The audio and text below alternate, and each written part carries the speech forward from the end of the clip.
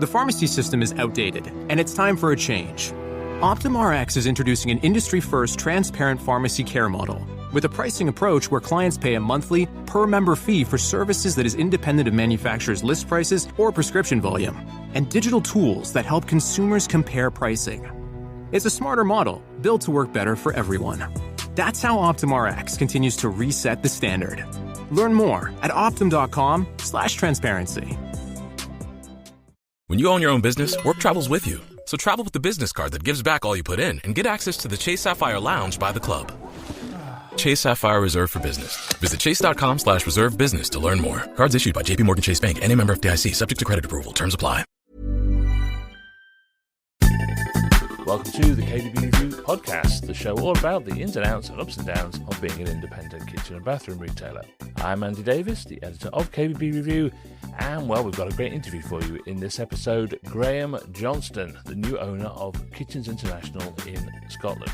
It was founded in 1994, but lots of you will know KI, as they usually refer to themselves, as the winner of several of our awards over the years, including Kitchen Retailer of the Year on no less than 4 occasions. In 2021, it was acquired by the James Donaldson Group, a Scottish business specialising in timber construction and interiors. And just after that acquisition, Graham was appointed as CEO of the newly created Retail and Distribution Division, which then included KI. And before that, he had held really senior positions at big retail names like Asda, 3 and Vision Express. But now he has completed an MBO to buy KI, Kitchens International, for himself. So with big plans for expansion, a promise to challenge conventions on kitchen retail, and the really interesting appointment of an advisory board to help steer the company, KI has once again become a true independent retailer that we should all watch very, very closely. So, here is Graham Johnston. Hello, sir. Welcome to the show. Thank you very much indeed. Thanks for having me on. Now, what the listeners don't understand is that you are also using a proper microphone with a proper podcasty type setup.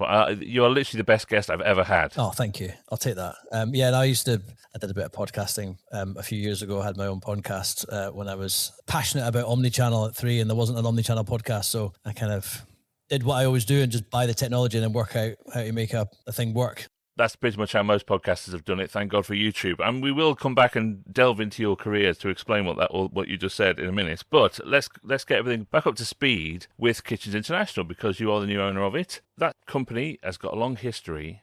So where and how do you enter the picture? Where does your involvement with it start? Well, interestingly enough, actually, it started as part of a mystery shop. I mystery shop KI a few years ago when I was being headhunted to apply for a role at the Donaldson Group.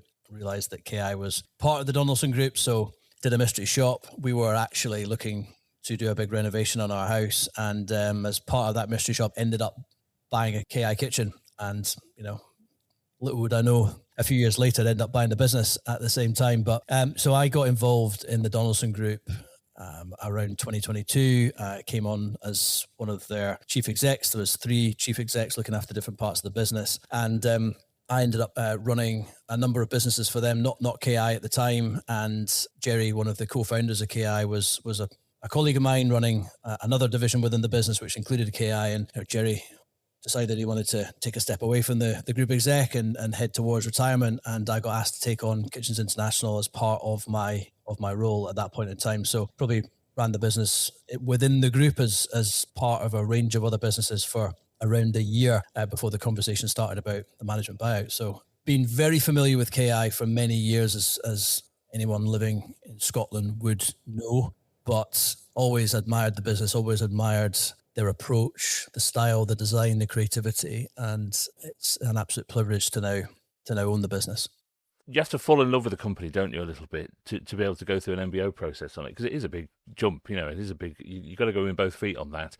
But the fact that you've been a customer of it inadvertently must sort of make you so confident in the choice that you're making. You've seen it from the other side of the fence. 100%, yeah. I mean, the experience as a customer was phenomenal, and meeting the people in the business, because that's essentially what this business is. 32-year-old business, huge amount of history, as you say, founded by 2 great guys, Jerry and Paul. And there's such a loyal long-serving team of colleagues in this business that have grown with the business. And that's what got me really was the people in the organization, how passionate they were about the brand. And it gave me huge amount of confidence to take that step and take that business back into being independently owned and creating the next chapter, which, I've been bowled over by the enthusiasm of the entire team to take that step and move into the new chapter of the business. But you're right, seeing the approach that the business takes and the focus on quality and creativity and design is just something that really aligned with me. Give me as much or as little detail as you want here, but can you explain how we reached a point where an MBO was required? Because, you were working at Donaldson Group, Donaldson and KI. What's the sort of story there? And I appreciate you might not want to tell me the whole thing, but how did it reach the point where an MBO was needed? Yeah, so I think one of the big attractions for the Donaldson Group back in the day of acquiring KI was, partly down to the sort of large contracts market, huge growth in the contracts. And there's no secret that part of the business, that sector from 2021 kind of onwards, face some headwinds, face some challenges. So I think that part of the group's focus of why that business existed within the group had sort of dissipated over time. I think we did a strategic review across the group, and the result of that strategic review really was exiting away from that contracts business, which meant that the business that was there from a KI perspective was very much a retail focused business, and that didn't really fit into the mold of the overall group. So, being part of those conversations, as you say, I can't, go into a huge amount of detail about those conversations, but I referred back to my comment earlier about how passionate I was about the business and the people in it. And I felt absolutely compelled to take that step and say, well, and make the offer of doing a management buyout. And being really honest, I've always wanted and seen myself running a business, owning a business. But while I've had lots of ideas as to which businesses I could start and create, I'd never really thought about doing a management buyout. And it was one of those scenarios where I made the offer really without understanding exactly how to go about it. So very quickly, having put my hand up, had the conversation about doing a management buyout, because I think everybody agreed that KI would flourish more being an independently owned business. I then had to very quickly find people that could support me in delivering that, having made the offer to do it. So within 3 months of doing that, we had heads of terms in place, and then a further 3 months later, the management buyout was done. So it all did happen fairly quickly, I think, in terms of how these things work. But yeah, just been delighted with the support that I had, the connections that people were able to make for me to speak to people who had actually got experience of doing management buyouts, of creating these types of deals, so that I could confidently take the business forward, and doing so with the full support of the leadership team in the business and the wider group of colleagues and external advisors. Okay, so talk me through the difference between being a sort of independently owned business and being part of a group. What can you do now that you couldn't do before? What's the kind of benefits of it to the company and to you? So really, it's ultimately allowed us to go back to our roots. We're a design-led, people-focused luxury interiors brand, and it allows us to forge our own path. We can make our own decisions. We can make those decisions as quickly or slowly as we want. And obviously, there are benefits for businesses being part of a bigger group. But I think that for this type of business, being able to make your own decisions based on what's in front of you, where you see the opportunities lie, means that we can do what we've done recently and make our announcements on our growth plans, because this business deserves to be spread more widely geographically. This business deserves to create more opportunities for the people who are within it now and want to be within it moving forward. The suppliers, the partners that we've worked with for many, many years, making sure that there's great opportunities for everybody.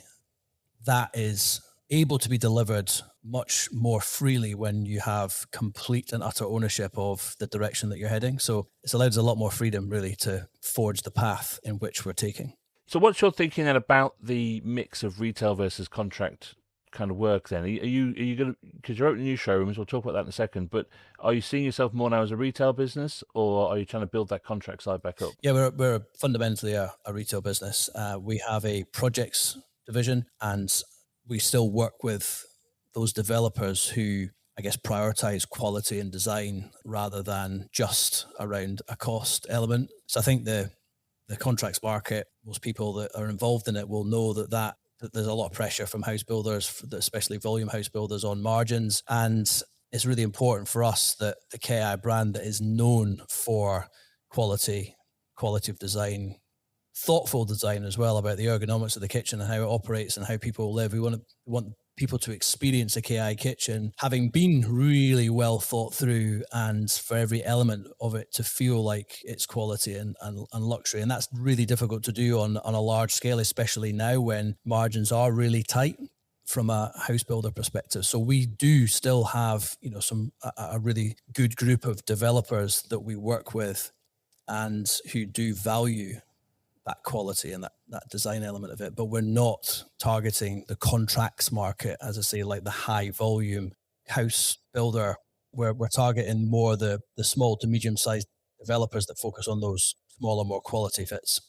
All right, so let's step out of it into the retail bit then, because there are some fantastic kitchen retail businesses in Scotland. It's a really strange thing. It's like shortbread and kitchens are the two things that you're really, really good at. And I don't know why that is, but you've got Lang's, you've got people like Jim Geddes, there's quite a few of them, and they're all keep winning our awards all the time. So how are you reading the market at the moment in Scotland? What's your view of the kitchen retail market? Because you've bought this company at a time when there is, it is not easy at the moment. It is a tricky environment. Is that a good thing or a bad thing?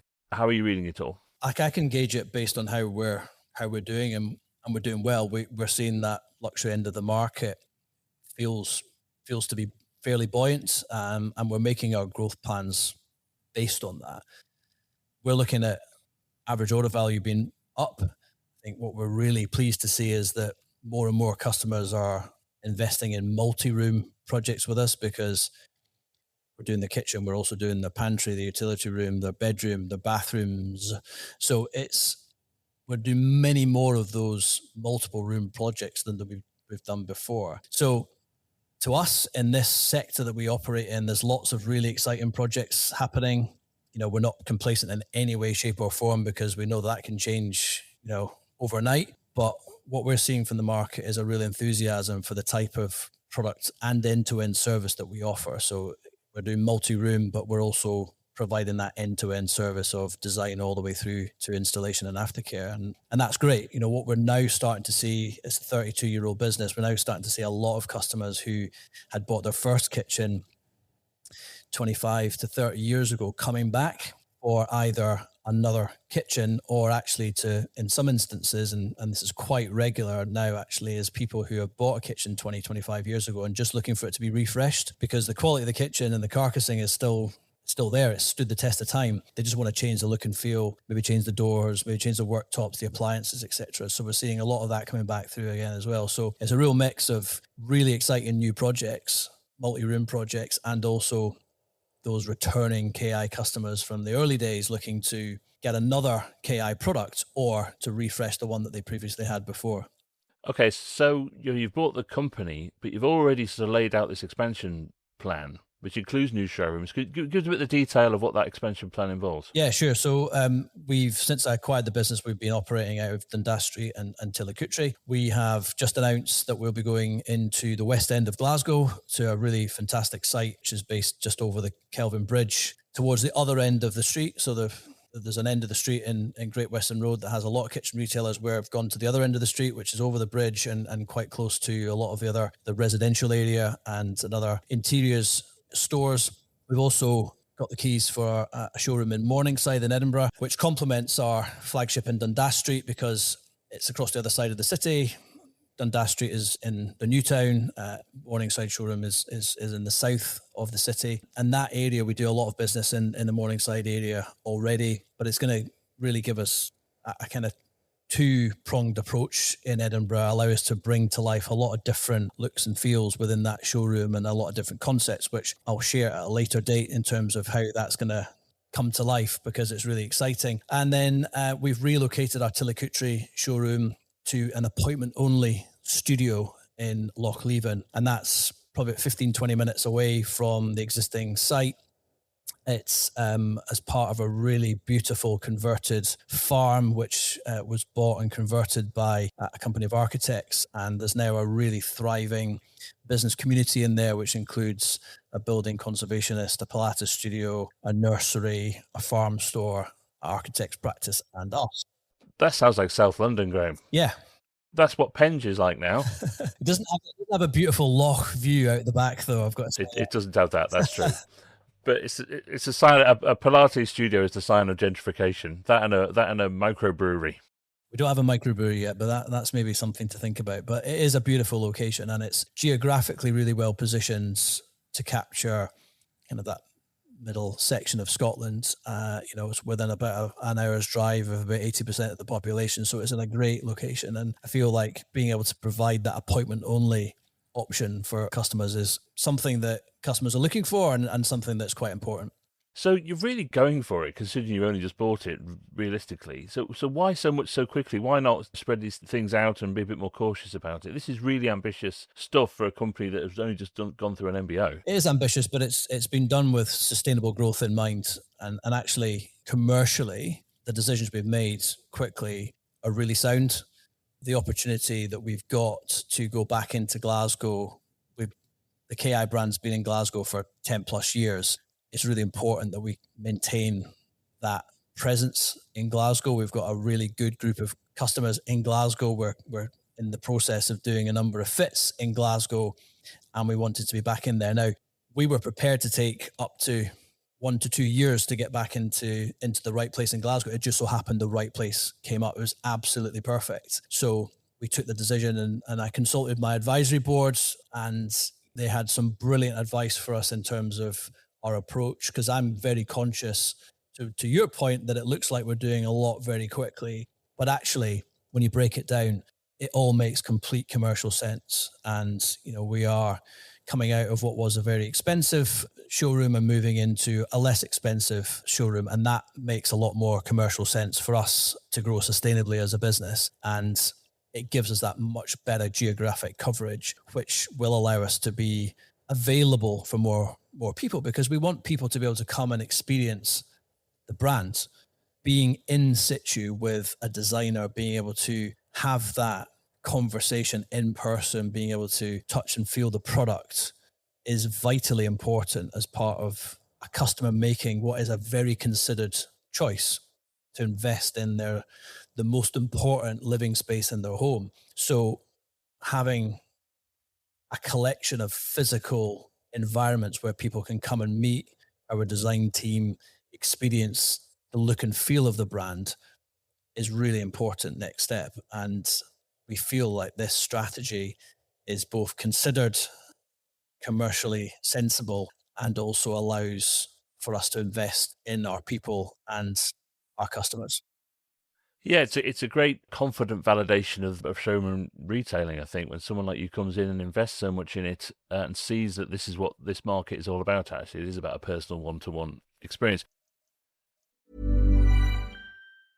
Fuel your hustle with protein-packed, flavor-stacked Roller Bites. These compact handheld snacks deliver bold taste and real protein, so you can stay full, focused, and moving. No mess, no slowdown. Big flavor, clean fuel, and the kind of bite that just works. From long days to late nights, Roller Bites are ready when you need them in flavors like Tequila Lime, Monterey Jack, and Buffalo Ranch. Grab them in your nearest convenience store or catch them on tour. Visit rollerbites.com for dates, locations, and more.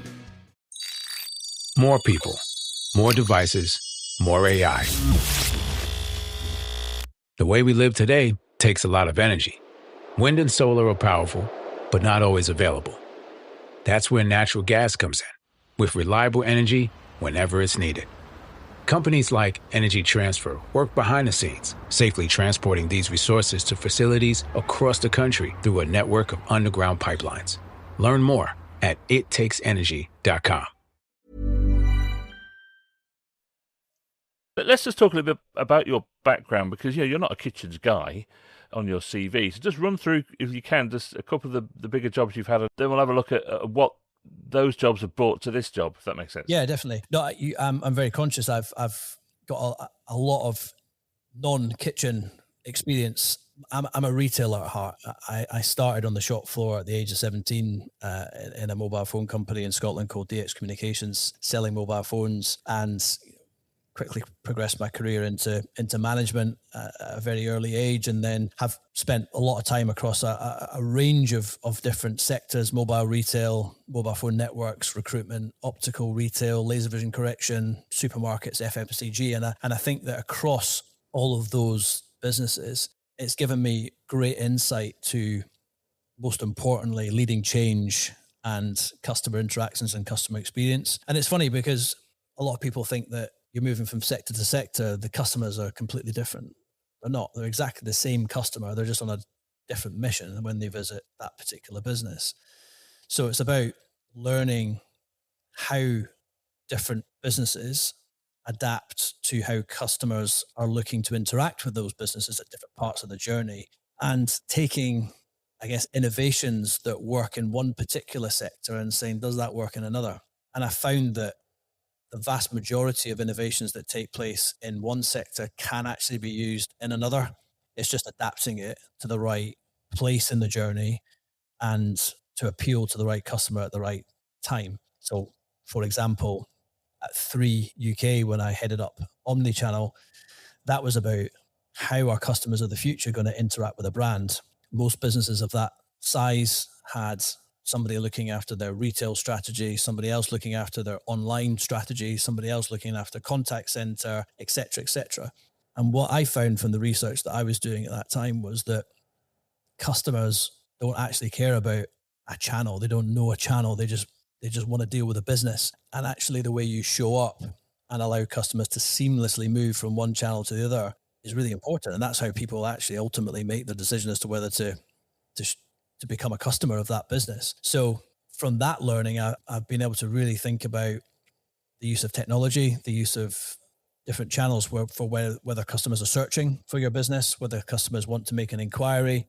That kind of, you'll see the relevance of the showroom piece playing out in a minute here, because while you can do a lot of stuff from having a great website and maybe an app and a good two-way digital video interaction opportunity, adding that to having, a really engaging physical showroom where customers can come in and engage with a person in situ, touch and feel the product, is so important. And it doesn't matter how good your e-commerce strategy or your digital strategy is, it's the amalgamation of all those things together that really make the difference, because customers expect you to show up in all of those different areas.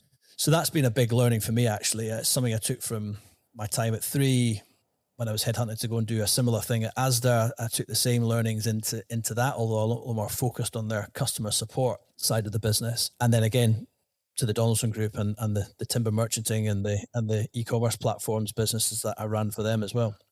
I think this sector, and I've been doing this for a long time, as you can tell by looking at me, it can get a little bit incestuous sometimes. People kind of move from one thing to another, but within this sector. And I've always been a real advocate that people should bring skills in from other industries. I think the danger is, or the worry that people have is that if you come from an FMCG type background, you're going to have an idea that selling a kitchen is a transactional thing. It's like buying a phone or buying, whatever it might be. And of course it's not. And you have to bring in the best of both worlds. You can talk about efficiency and technology and how all that can help without sacrificing the personal experience one-to-one.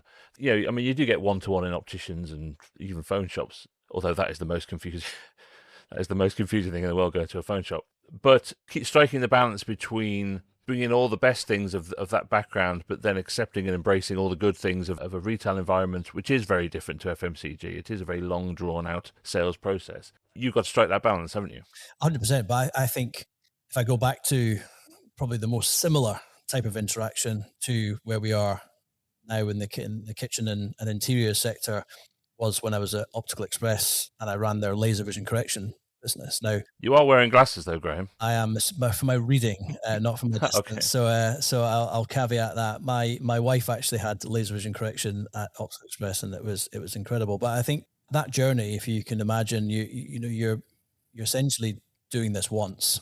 It's an invasive procedure. You're having your eyes lasered in order to correct your vision, and it ultimately does change people's lives. They have 15 minutes in a clinic. The operation takes seconds per eye. And essentially you walk in not being able to see in the distance, and then you walk out, and after an hour or so, you can see perfectly 20/20 vision. It's an incredible process, but you can imagine that is a very considered choice to make that decision to go ahead of throwing away contact lenses and glasses and actually, trusting somebody to laser your eyes to help you see in the distance. So I spent months and months with optometrists, surgeons, developing a customer journey for laser vision correction, because ultimately the person that was selling that procedure was the optician in the room with the patient, determining, first of all, their suitability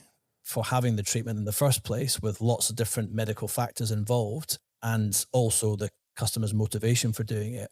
And it was their recommendation, their experience recommendation that made the decision as to whether they would go for trust. Trust, absolutely. You're engendering trust. Trust and expertise. And I think that trust comes from knowledge and experience and expertise. And I very much liken that to KI and our designers. We don't recruit kitchen salespeople at KI. We recruit designers, and many of our designers have been in the business since they joined as a junior designer or design technician and have learned the KI way through several years. Some have joined us more recently, either with qualifications in design and spatial design, product design, or are doing qualifications at the same time, because our approach at KI is a design-led approach, and it's an expert design-led approach. And it's not just about selling a kitchen, it's about creating a space that's going to work around that customer's life. And that comes from truly understanding the customer's motivation and what they're trying to achieve from that space, and then designing it around that, really listening, really understanding, and using their expertise as to how that space is going to be best utilized, the ergonomics of the kitchen, et cetera, et cetera. So I think that's the most relevant element of, there's loads of other stuff around it about, the search as to how people find KI in the first instance, how they then apply for an appointment, how we then follow up, all that kind of stuff. There's loads of stuff that's consistent, and you can use bits from different sectors that I've worked in. But I think the real element here is about that considered one-off choice, or a choice that you make very irregularly in your life. And the thought that has to go into that, and the opportunity to really create that trust with the customer, I think does come from a lot of trust and credibility. And we've got that in bucket loads at KI. They're laser focused. See, the lasers are there all the time, aren't they? There we go. One of the things you've got is this advisory board, yeah, which I find such an interesting concept. I've never seen anything like it in this market before in this way. So just run through who's on this board and why you've appointed them and how you think it's going to work. The worst thing to feel in business is comfort or complacency.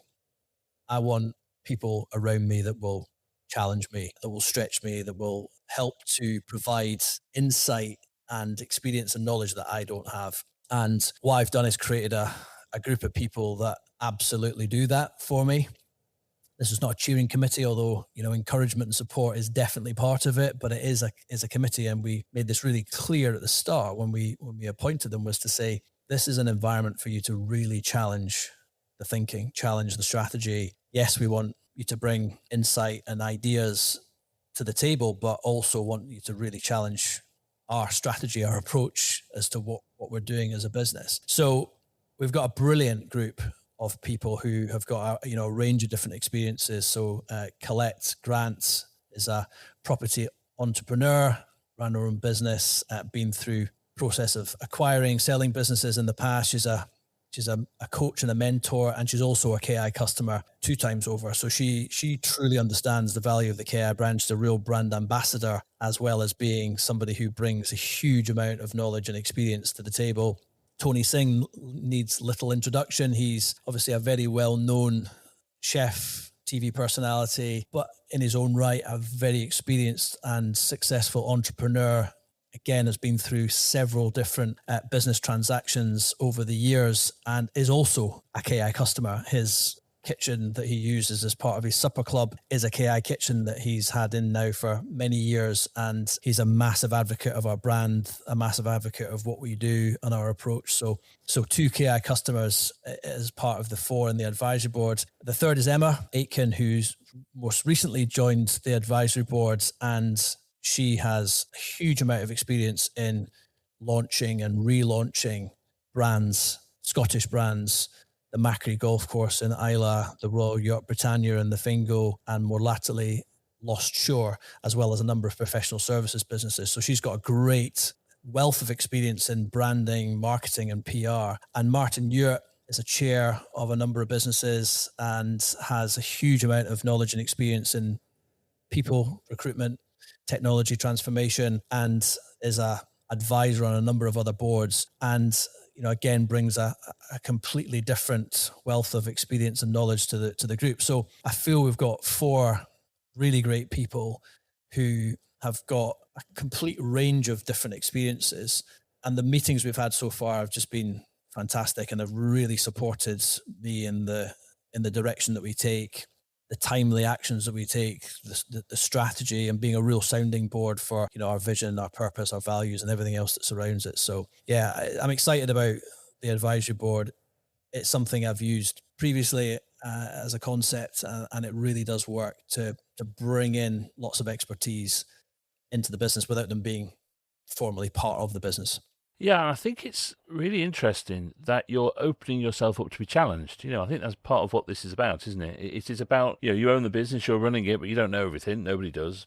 And, you have lots of people who work in the business and they know the business very well, but perhaps you just need that extra voice, that extra ear that isn't part of the story to look at it in a very dispassionate kind of way. But you've got to have the brain, the business brain, to be able to accept the fact that someone might go, what the hell do you think you're doing, Graham? That's a complete waste of time. And I think that's always a hard part of business owners, is accepting criticism or accepting challenge. That can be quite difficult. No, I welcome it. And I welcome it from my team internally. And I've made this part and parcel of the way that I operate always, regardless of what business I'm in. I want people to challenge the thinking. I want people to bring ideas to the table, to be empowered in the roles that they're in. But I've got a very thick skin, and I like feedback. I like people bringing ideas to the table. I like people challenging when we make a particular decision or go in a particular direction. If it's not working, we can just stop and move in a different direction. So I think that the challenge from an external advisory board, as well as from our internal teams, is a really important part of creating a successful business with a great culture. So what do you want to challenge in the way that kitchens are sold? I'm sure you have done an awful lot of research into lots of competitors and lots of the showrooms and all that kind of thing. What is it about the way kitchens are traditionally sold that you think needs challenging? I think you alluded to a wee bit earlier. We're in a space now, regardless of what sector you're in, where every convention is being challenged by AI. I mean, it's not coming, it's here. It's a major part of every business's thought process right now. But utilizing any technology in the right way is really important. And people are at the heart of our business. Creative thinking is at the heart of our business. And AI will not replace people and creative thinking. It will not happen. But actually utilizing the technology, AI being one of them, that is available to enhance the experience of our colleagues, whether they're in a design environment, whether in a project management, an installation environment, using technology that's going to enhance their experience and also enhance the experience we can provide to our customers is going to be really important for us as we move forward. So as I mentioned before about thinking about the customer journey and utilizing different platforms in different ways, using technology that will enable our people to be the best versions of themselves, regardless of what they do, has to be a path that we forge. And I think that the pace of change in the next few years is just going to get quicker and quicker and quicker as people embrace technology themselves. I would imagine anybody that's listening to this who is involved in the design process of any of kitchens, bathrooms, bedrooms, or any interiors will not be unfamiliar with somebody turning up with a space that's been beautifully designed by some kind of AI and say, make that for me. And that's wonderful. And we want to embrace that because that is a customer being really happy with how our space looks. We may just need to think about whether that's going to hit the building regs. We may have to think about whether the island's going to stand up the way that you've designed it. But actually that's where our expertise comes in, because we can take the vision that the customer's created and say, well, let's apply our expertise and knowledge and turn what you've created here into something that is actually deliverable. So I think that we're going to see a really different customer journey now than we have done in the past. It was wonderful to look back at Carol, who's our head of design, brought out, and she actually posted on her own Instagram some hand-drawn pictures of how kitchens were designed when she first started as a designer at KI. And that just shows you that's 32 years ago. Kitchens were designed hand-drawn. There was no computers. There was no design software. Where we've come as a sector from there to now is unbelievable. You know, the renders you can get through the design platforms that we're using are amazing, you know, almost photographic. I think the customer journey element of it, the customers have access a lot more to being able to create a design of a space than they were even just a couple of years ago. So we do have to adapt to that. We have to think differently to that, but we have to remain really, really clear that the value we bring to this sector, to the customers, is our knowledge and our experience and our creative thinking, as well as the experts that we have out fitting our kitchens, which is a whole other topic, because, you know, that is, as been well publicized by this publication and many others, that the skills needed to be retained in this sector to make sure that that craftsmanship, that quality remains consistent as we move forward. That's, you know, a key focus for us, is making sure we create an environment for our apprentices to continue to flourish and learn the trade. And we bring more and more apprentices into the business to learn that trade and learn from the people who are experienced as to how to deliver on a fantastic kitchen fit, as well as, you know, a really creative, beautiful design. Let's round this up by sort of looking ahead to the future a bit. You know, you've taken this company on, you're very passionate about it, clearly. You've got loads of ideas. Where are you going to be, say, in 5 years? What's your longer term view of where you want to be? So the next 5 years for us are about investing in our people. That is primarily what our key focus is of the business. It's a cherished Scottish brand. It's been around for over 30 years, and I see myself very much as a steward of that brand for the next chapter. It's really important that KI as a brand, as a business, continues to flourish and develop and evolve. And, you know, our immediate growth plans we've announced with regards to our new physical locations, that creates opportunities for our people. We're really focused on bringing the next generation through, and apprentices, as I just mentioned, are going to be really important in that. We want to create an environment to develop the fitters of the future, because without highly skilled fitters and craft, you can design the most beautiful looking kitchen, but actually if we've not got the skills to install it, then that's where it all falls down. So we've got a clear plan for our physical showrooms. We've got a number of plans for our digital infrastructure that will support the evolution of the business that we've just touched on in terms of how we embrace technology. And there's a couple of other things that I can't share right now that are really exciting, and I'd love to come back and talk to you about them in more detail when we can talk about them. But I guess the key theme for us now is we've got this business as part of a new chapter. We're 6 months into the next chapter of the KI business. We've got a really clear plan for the next year, really, in terms of how we open these new physical locations and how we grow them and embed them in the environments that we've opened them in. It's about investing in our people to make sure that we've got the very best people delivering the highest quality of work in the sector. So you'll have these 3 showrooms. Is there any plans to go actually international and open something south of the border? So we've got 3 showrooms and 1 design only or appointment only design studio. So we'll have 4 physical locations by the end of the year, open and trading. At this immediate time, I don't have a dot on the map that's outside of Scotland, but never say never.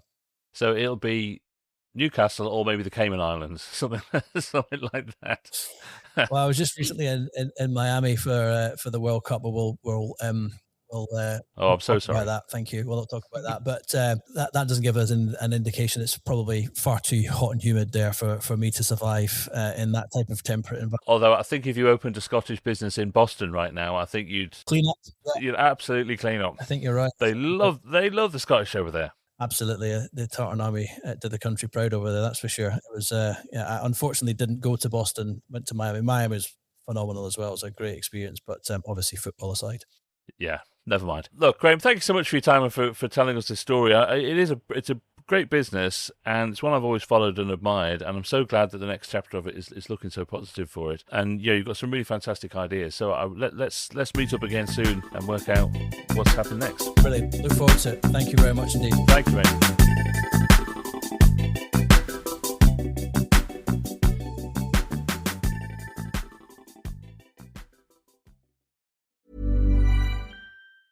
Before we had AT&T Business Wireless coverage, our delivery GPS wasn't the most reliable. Once our driver had to do a 14-point turn to get back en route. A 14-point turn! An influencer even live-streamed the whole thing. Not good for business.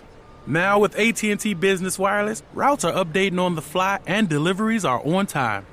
And the influencer did get us 53 new followers, though. AT&T Business Wireless. Connecting changes everything.